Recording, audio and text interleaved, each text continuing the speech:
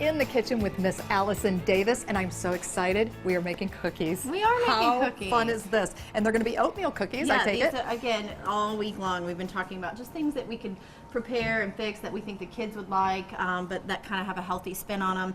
And you know, who doesn't love cookies? But these are a little bit healthier because of the fiber content. You've got the oats in there, and actually this has some ground flax meal. Okay. Have you had milled flaxseed? Yes. So we're using ground flaxseed with water, and that becomes an egg substitute. So you add the ground flaxseed with a little, maybe 3 tablespoons of water, and you mix those together, and that becomes an egg substitute and a binder in your cookies without having to have the egg in there. Okay, and does that have to soak for a while or anything? Not really. I mean, it is one of the first things that I did, and then I just mixed it with some ground oats, and so this will definitely serve as the binder in our mixture. Gotcha. So we have a couple things happening here. So we've got our oats.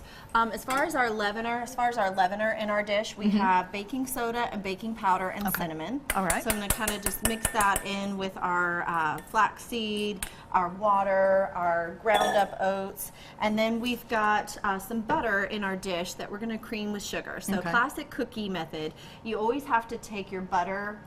Same with cakes. You take your butter with your sugar and you mix that together first, and that's called creaming your butter and sugar, which helps to make it light and fluffy. So we're going to start with our butter just on a low heat. I'm going to plug that in here. And the butter's just softened, right? It wasn't softened room temperature butter. Melted or anything. And then we're going to start to add our sugar. And I have a combination of coconut sugar and brown sugar. Okay. And the brown sugar is what's going to make your cookies nice and like gooey and like chewy. Okay. Because the brown sugar has a bit of the molasses in it, which is why it's brown. But it does really give you that like chewy texture in your cookie. And I don't know if you can smell it. I wish we had smell-o-vision because it's smelling pretty amazing. Okay, and then instead of like cream and liquid, instead we're adding unsweetened applesauce into this. So that is kind of the wet that's going in for our cookie mixture. Okay. Okay, so unsweetened applesauce. And so that's why we've got applesauce instead of liquid or instead of, whatever. And then we've got the milled flax oat flour going in. So this would be great. This would be great for someone who has milk allergies, or it's dairy-free, it's egg-free. It does have the butter, so it's not quite vegan, but I think you could sub in maybe like coconut butter. There's some other options, coconut oil even, that you could use in your cookies instead of the actual butter. Gotcha. And you just put in vanilla, right? I put in some vanilla extract. Yeah, it makes the difference. Love vanilla. And then we're going to mix in our oats.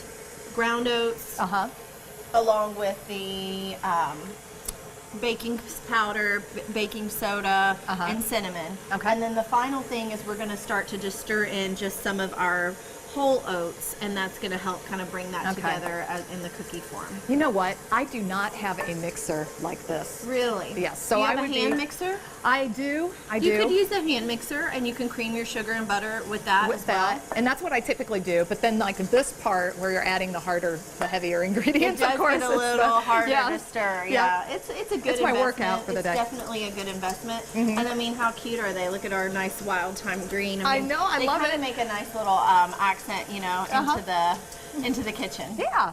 All right. So once this is mixed up, then we are pretty much ready to go with rolling out our cookies. We don't knock our mixer over. Sure. And then you sometimes maybe even still need to give it like a good stir.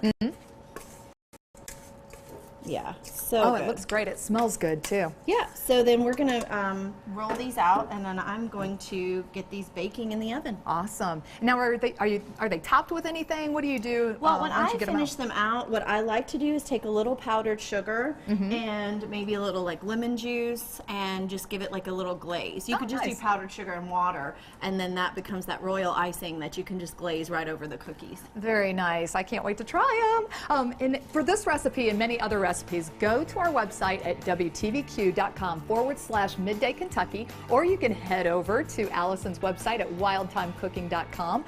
And I am so looking forward to tasting these.